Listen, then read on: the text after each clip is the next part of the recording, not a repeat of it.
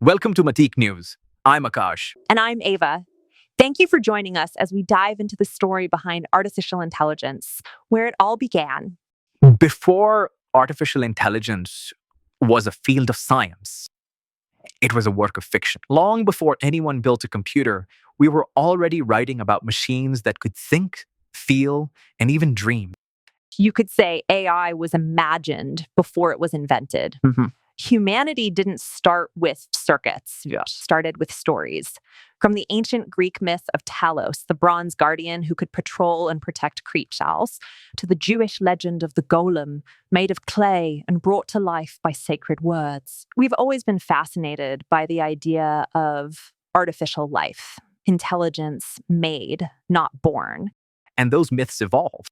Mary Shelley's Frankenstein in 1818 became the first deep meditation on man-made consciousness. Then in 1921, the word robot was born in Carol Chapek's play R.U.R., where machines rebelled against human masters. That word robot hunt came from robota, meaning forced labor.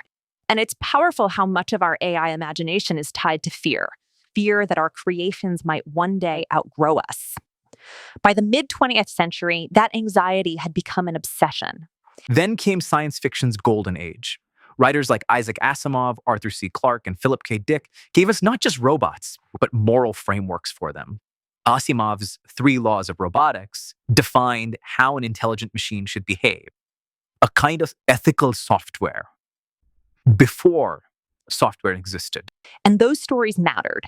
Because when the first generation of computer scientists, like Alan Turing, Martin Minsky, and John McCarthy Fiennes, started building AI in the 1950s, they were already influenced by fiction. Turing even posed the question in his 1950 paper, can machines think? A phrase that could have come straight from Asimov's novels. So the dream of AI wasn't just technological domain, it was cultural. We wanted machines that could understand, not just calculate. That's what separated early AI, traditional computing. And that's where a lot of confusion comes in, because not every program that looks smart actually is intelligent. For instance, calculators, search engines, and even early chess programs like IBM's Deep Blue weren't truly intelligent. They didn't learn or reason. They followed preset rules. Exactly. Even Eliza, the first chatbot built in 1966, wasn't really thinking. It mimicked a therapist by rephrasing your sentences. You would say, I feel sad. And Eliza would reply, why do you feel sad?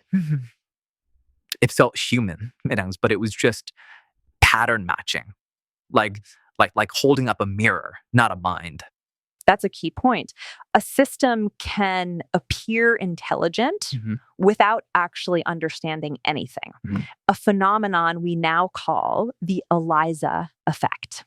Even modern chatbots, including the one you're listening to now, works through vast pattern recognition, not consciousness. They don't know, they predict. So when did machines actually begin to learn, not just follow instructions? That breakthrough came with the rise of neural networks. In the 1950s, Frank Rosenblatt built the Perceptron, inspired by how human neurons fire. It was a simple system that could adjust itself, learn from data. It was the first time a machine improved with experience. And that small idea, Diogen, feedback and adaptation, became the heartbeat of modern AI. Exactly. Over decades, neural networks evolved into deep learning valves. Layers upon layers of simulated neurons that now power image recognition, translation, and speech. They don't think the way humans do, but they approximate the learning process we're forming associations, refining guesses, and improving through exposure.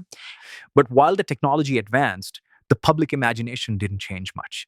We still talk about AI as if it's a conscious being, a he or she instead of an it. Movies like 2001: A Space Odyssey, Her, and Ex Machina keep that idea alive, that AI is somehow waiting to wake up. That's the power and the problem of science fiction. It makes us feel the idea of intelligence, but it can also distort it. True AI, Taz, and even today, Taz, isn't self-aware. It's a mirror built of probabilities.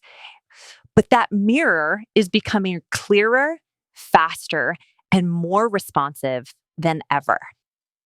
And maybe that's what keeps the dream alive, the hope that one day the story will catch up with the science. Because in a sense, every line of code written for AI still carries a trace of that old imagination, from Talos to Turing.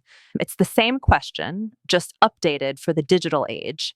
What if our creations began to think? That wraps up episode 1, Origins of the Idea.